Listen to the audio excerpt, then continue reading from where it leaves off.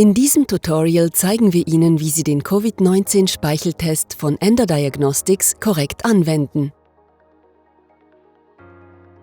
Bitte beachten Sie, dass Sie mindestens 30 Minuten vor dem Test auf Essen, Trinken oder Rauchen verzichten. Dazu gehört ebenfalls das Kauen von Kaugummi oder das Essen von Süßigkeiten.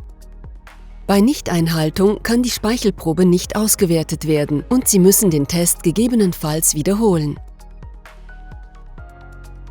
Bevor Sie mit dem Test beginnen, lesen Sie die beigelegte Gebrauchsanweisung sorgfältig durch. Bitte halten Sie auch Ihre Krankenkassenkarte bereit. Anschließend können Sie mit der Probeentnahme starten. Die meisten Personen benötigen dafür zwischen 2 und 5 Minuten. Scannen Sie mit dem Smartphone den QR-Code auf dem Teströhrchen oder geben Sie die URL in Ihrem Webbrowser ein. Falls vorhanden, geben Sie den Firmencode ein. Füllen Sie dann die Online-Registrierung aus. Hierzu benötigen Sie Ihre Krankenkassenkarte.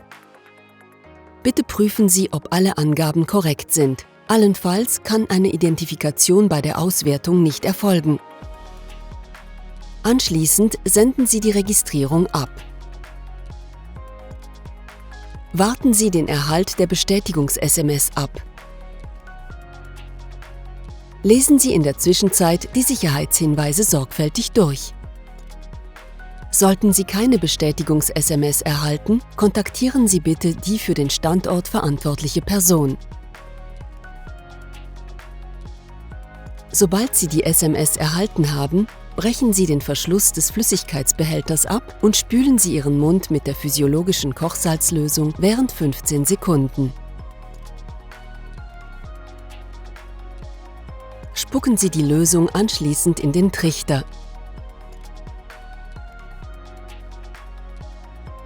Halten Sie das Röhrchen aufrecht, schrauben Sie den Trichter vom Röhrchen ab und entsorgen Sie ihn. Verschließen Sie das Röhrchen fest mit dem Verschlussdeckel.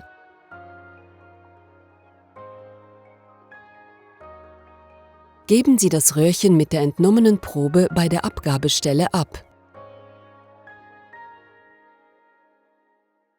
Desinfizieren Sie sich anschließend die Hände. Sie erhalten Ihr Testergebnis per SMS und E-Mail zugeschickt.